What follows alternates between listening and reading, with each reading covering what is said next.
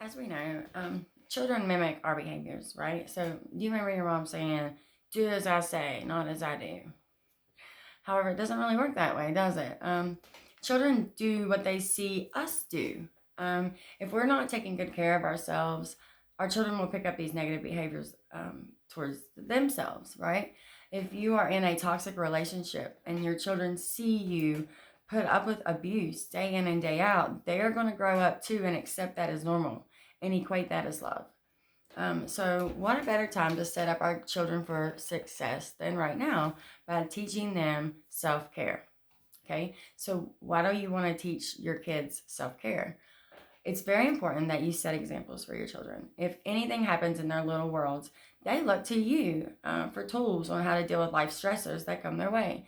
So, setting up a self care practice for yourself that they want to model after is very important. Make sure that you're fixing them healthy foods for you and your family. Cut back on things like soda, or if you're drinking alcohol, maybe you should stop that or cut back on that, especially in front of them, right? You want them to think that that's an answer for their problems?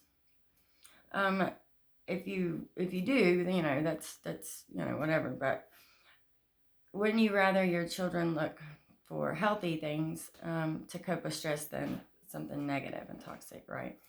So one of these days, you want your children to be able to stand up on their own. And if you enrich their lives with a self care practice as a child, they will grow up with a strong foundation of this for later in life. Your child will grow up to become independent, self reliant, and who knows, maybe even an entrepreneur, right? So let's look at some great ways to encourage self care for kids. Okay, so you want to start with encouraging creative things, creativity and right brain skills. Okay, right brain skills are super important. So guess where critical thinking and stuff like that comes from, and not blindly listening to what people say and be like, okay, yes. Critical thinking skills come from the right brain. Okay, so we want our children to grow up and think for themselves, right? We don't want them to blindly believe everything that they're told. So by teaching them to use creativity and right brain skills, you are teaching them how to practice self-care, but in a fun way that will make everlasting changes on their little life. So some fun ways that I've come up with that you can do this include things like crafting, painting, sculpting, knitting or sewing, like coloring, just coloring, learning to play an instrument, singing karaoke, dancing, making mandalas, practicing like spatial designs with toothpicks and marshmallows. Yum. Art journals, teaching them how to like identify tones on a keyboard or with like drums, reading, finger painting, creative writing, breathing exercises, or like mindfulness techniques. You can also like look up fun creative activities online with like websites, mommy blogs, teaching websites, all of these places, Pinterest. They all have like great ideas that you can use. Okay, so next you want to work on nutrition. This is so important. Kids need nutrition in order for their little bodies and their brains to develop and function properly. But it's also a very good self care tip to teach them too. So when they grow up, they know how to maintain nutrition and keep themselves healthy.